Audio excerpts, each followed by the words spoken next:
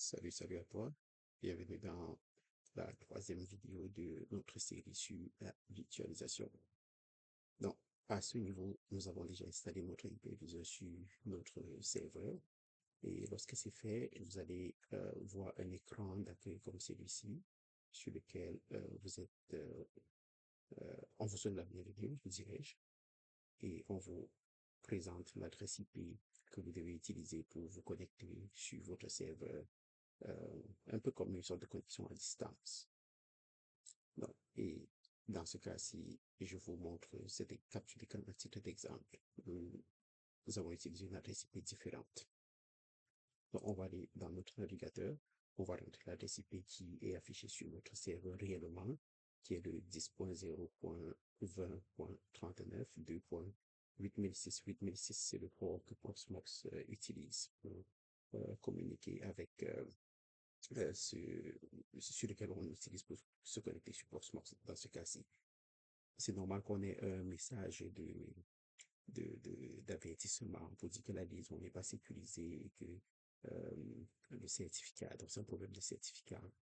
Donc, on ne s'en soucie pas vraiment pour l'instant parce qu'on travaille essentiellement en local, donc il n'y a pas un gros risque qu'on court pour tout de suite. Et donc, je vais cliquer sur Advanced et accepter d'aller sur le site, même s'il me dit que c'est pas sécuritaire. Je sais que c'est sécuritaire parce que c'est mon serveur. Donc, je clique dessus. On est redirigé à cet écran de connexion. Par défaut, Proxmox va utiliser root comme username par défaut. Et le mot de passe, ça, c'est celui que nous avons défini pendant l'installation. Donc, je vais le rentrer là et Enter. Ça, c'est juste un message d'avertissement pour dire que, OK, je n'ai pas acheté une subscription.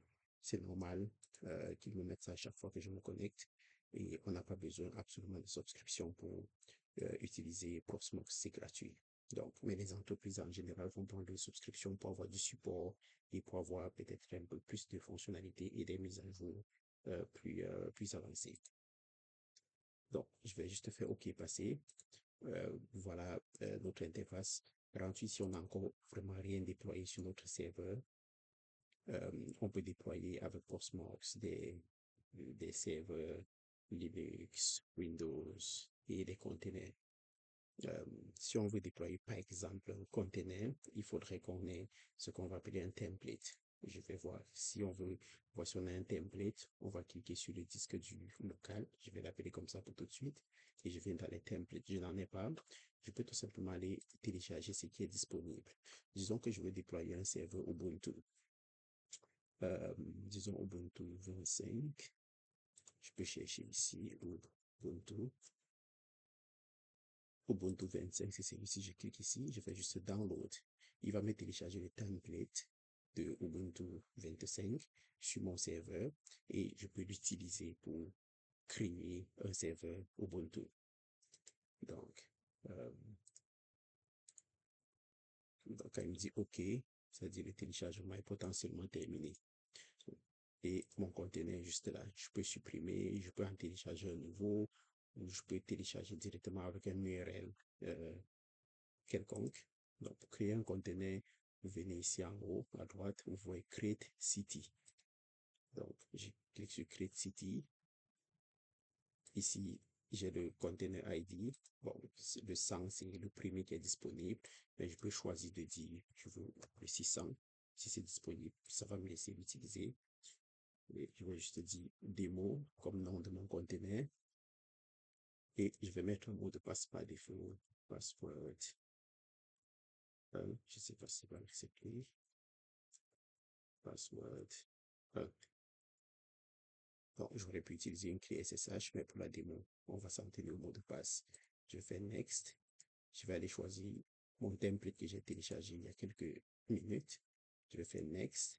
Pour le disque, je vais garder 8 Go. C'est juste un conteneur. Un conteneur, c'est pas aussi lourd qu'une machine virtuelle. Donc, 8, c'est correct. Si j'avais d'autres stockages, j'aurais choisi ici, mais pour le moment, j'en ai que celui-ci. Pour le CPU, je vais garder un corps, mais dépendamment de ce que je veux faire, j'aurais pu mettre 2 ou 3 corps. OK, donc on va regarder encore tout de suite. Pour la RAM, donc on va mettre 1 giga. 1 giga, c'est 1024 mégas. Pour le réseau, je vais dire, je vais laisser le DHCP assigner l'adresse, mais j'aurais aussi pu mettre une adresse statique moi-même. Donc, pour la démo, on va laisser sur DHCP. Pour IPv6, on ne va pas l'utiliser. Si je voulais utiliser IPv6, je peux aussi cliquer sur l'option DHCP ici ou mettre une adresse IP moi-même. Je vais faire Next. DNS, je vais utiliser les paramètres de l'hôte et je confirme. Je peux cliquer ici pour dire démarre le conteneur. Une fois que c'est créé, je fais Finish. Là, si vous regardez ici, le 600 apparaît déjà ici sur la gauche. Il est en train de créer mon conteneur. C'est beaucoup plus rapide qu'une VM. Donc, pendant qu'il crée le conteneur, pour une VM, pour être en mesure de créer une machine virtuelle, j'ai besoin d'un fichier ISO. Par exemple, si je veux créer une machine virtuelle Ubuntu, j'ai besoin d'avoir téléchargé un fichier ISO Ubuntu et uploader. Donc, pour upload, je clique sur Upload. Je vais sur ma machine, je cherche et je trouve par exemple Ubuntu Server et je clique sur Open comme ceci et je fais Upload. Je ne vais pas le faire parce que c'est déjà là. Ça va uploader et ça va se retrouver ici, en bas de ISO Images, ici. Donc, pour créer une machine virtuelle, je viendrai juste faire ici Create a Virtual Machine. Je mets encore le numéro, je peux changer du 601 parce que si je mets 600, vous verrez que ça n'acceptera pas parce que le 600 est déjà pris par notre conteneur qu'on a créé tout à l'heure. On peut dire 601, on peut dire 700, etc. Et là, on va dire VM1 et faire juste Next. Ici, je peux choisir mon ISO, c'est le Ubuntu que vous avez vu tantôt. Ici, c'est Linux. Je garde Linux. Si c'était Windows, je viendrai ici choisir Windows ou autre chose. Donc, on va garder sur Linux. On va faire Next. Ici, bon, je ne change rien pour tout de suite, c'est pas très important. Et pour les disques, pour tout de suite, je garde aussi ceci. Le CPU, on va garder les paramètres comme tel. La mémoire, on va garder cela comme tel à 2 Go.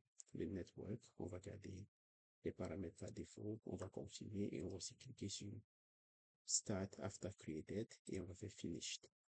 Si on revient ici voir, la création de notre conteneur est terminée. Et ici,